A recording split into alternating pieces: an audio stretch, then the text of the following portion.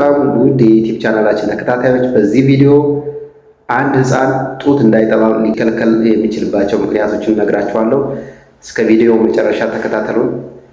የመጀመሪያው እናቲቱ ቲቪ ያልታከመ አክቲቭ ቲቪ ካለባት ህፃኑ ጡት እንዳይጠባ ሊከለከል ይችላል።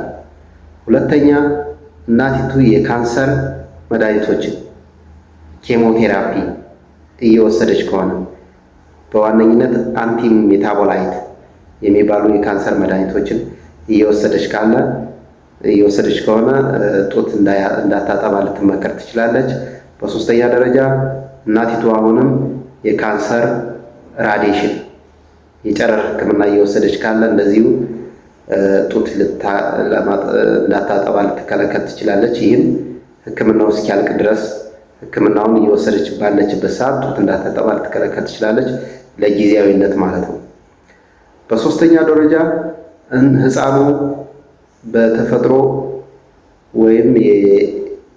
በተፈጥሮ የሚመጣ በሽታዎች ካሉበት፣ ለምሳሌ ጋላክቶሶሚያ የሚባል በሽታ ካለበት ህፃኑ እንዲሁ አሁንም ጡት እንዳትጠባ ሊከለከል ይችላል። ምክንያቱም በጡቱ ያለው ንጥረ ነገር ለህፃኑ አስፈላጊና ምቹ ስለማይሆን ህፃኑ ጡት እንዳይጠባ ሊከለከል ይችላል።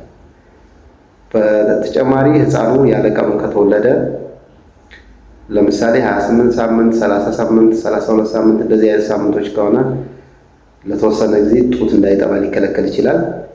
ግን ቀስ በቀስ ጡት እንዲያገኝ ሊደረግ ይችላል። ስለዚህ በተወሰነ ሰዓት ጡት ሊከለከል ይችላል። ሌላው ነፍሰ ጡር እናቶች ጡት ማጥባት አይከለከሉም፣ ማጥባት ይችላሉ። ግን ከ5 ወር ጀምሮ ባያጠቡ ይመከራል።